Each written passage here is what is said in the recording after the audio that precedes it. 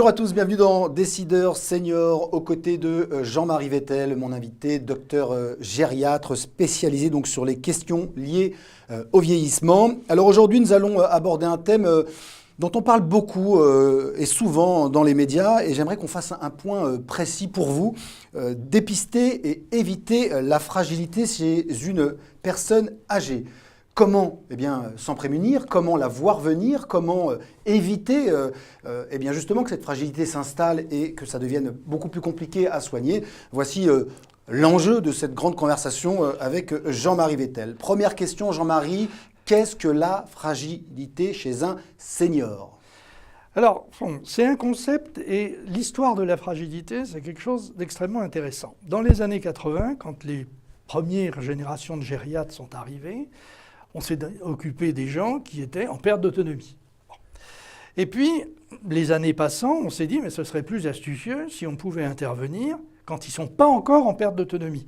C'était les fragiles. Et puis, depuis quelques années, on se dit, mais ce qui serait encore mieux, c'est si on pouvait intervenir sur les pré-fragiles. Alors, qu'est-ce que ça veut dire, la fragilité ? La fragilité, quand on vieillit, le vieillissement, c'est des pertes. Désolé, ça va être une petite liste de pertes. Voilà ce qui nous attend tous. Quand on vieillit, inéluctable. Hein. C'est inévitable. C'est inévitable, mais on peut quand même le ralentir. Et le but de la manœuvre, ça va justement d'essayer d'éviter tout ça, ou de le corriger le plus vite possible. Quand on vieillit, très souvent, on a une perte de poids. Hein, les petites dames, les dessins de faisans, avec des petites cannes comme ça. Bon, c'est la même chose chez l'homme ? Les messieurs, les dames, c'est pareil. Il y a beaucoup de maigres et il y en a assez peu en surpoids. Deuxième perte, c'est la perte d'autonomie. On ne peut plus faire les actes essentiels de la vie quotidienne. Il y a la perte d'équilibre. Et ça, c'est la grande tueuse, en tout cas la grande responsable des fractures du col du fémur, c'est les pertes d'équilibre. Il y a la perte de force, parce que les muscles s'atrophient. Quand vous êtes jeune, vous avez des gros muscles. Et puis quand vous êtes vieux, ils sont tout petits et ils sont persillés. Ça veut dire qu'il y a de la graisse dedans. Et donc, ils sont moins costauds. Et puis, il y a la perte d'audition. Tout le monde sera presbyacousique. Il y a la perte des dents. Eh oui, hélas, on perdra nos dents. Et puis, il y a la perte de la vivacité intellectuelle. Quand on est jeune, on a encore le goût de convaincre. J'essaye de vous convaincre de l'importance du sujet dont je vous parle. Quand on est vieux, on va avoir un certain recul. On a un bon jugement, mais par contre, on ne veut plus convaincre et on assène des vérités. C'est ce qu'on appelle le vieux con. Et puis, dernière chose, quand on vieillit, il y a la perte de la pile à désir, c'est-à-dire l'envie de faire des trucs.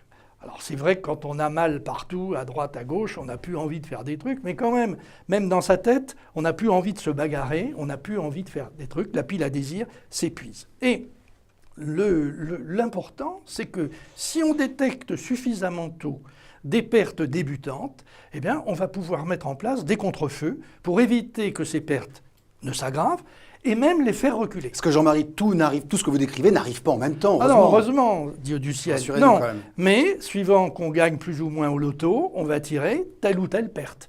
Et ce qu'on voit, nous, et ce qui nous désole les gériatres, c'est qu'on nous fait intervenir trop tard. Trop tard. Donc à quel âge faut-il s'en occuper ? C'est la consultation de 65-70 ans, pas avant. Puis un suivi... Si, on peut être suivi au moment de l'âge de la retraite ou même avant la retraite. Parce que le senior, c'est 50 ans quand même. Et c'est encore mieux. Mais oui, bien sûr. Plus on est jeune et mieux on sera suivi si on a trouvé un bon médecin généraliste qui vous met tout nu et qui vous examine. Je reviens beaucoup sur ce point. Une demi-heure, c'est ça le temps que ça prend. Donc, comment il faut s'y prendre pour détecter la fragilité ? Donc, il faut aller voir un bon médecin et il y a un certain nombre de clignotants forts. Et les clignotants forts, c'est déjà si une personne âgée perd 5 kilos en quelques mois. Là, il y a un truc qui est louche. En quelques mois en quelques mois et de façon non volontaire. Vous faites un régime amaigrissant, vous allez perdre vos 5 kilos, bravo. Mais vous ne faites pas de régime amaigrissant, vous perdez 5 kilos, est-ce qu'il n'y aurait pas un vieux cancer quelque part ? Warning. Bon.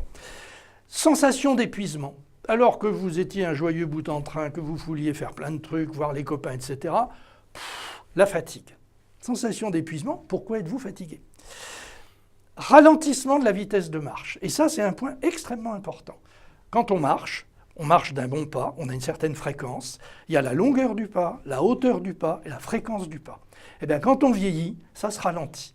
Et puis il y a un autre signe quand on vieillit, c'est quand on vous pose une question alors que vous marchez, est-ce que vous répondez à la question tout en continuant de marcher ou est-ce que vous vous arrêtez pour répondre à la question? Et Très ça, juste. c'est le coup de la double tâche. C'est comme un ordinateur. Normalement, quand on est jeune, on est capable de faire 2 choses à la fois. Les femmes même font 3 choses à la fois. Nous, les hommes, 2, c'est déjà beaucoup.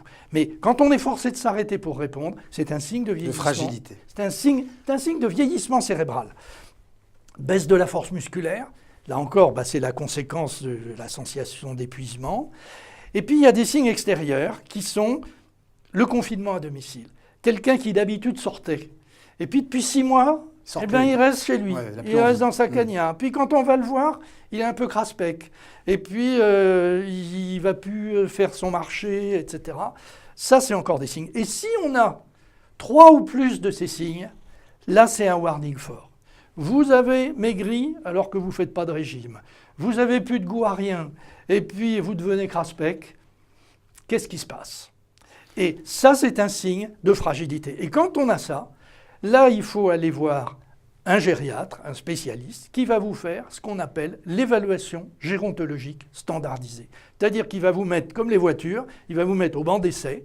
Et puis là, on va vous faire différents tests qui ne sont pas seulement des prises de sang, qui sont également des outils d'évaluation intellectuelle et physique, qui vont voir dans quel état est votre corps pour faire le constat, et puis dans un deuxième temps, qui vont regarder quelles sont les maladies qui causent ça, et donc, éventuellement, et là le docteur va sortir son pistolet à bouchon, un médicament, quels médicaments vont permettre de corriger ces maladies dont les symptômes sont en train d'apparaître. Mais vous voyez qu'on a anticipé et qu'on n'a pas attendu que vous soyez parti dans le tourbillon qui va vous aspirer.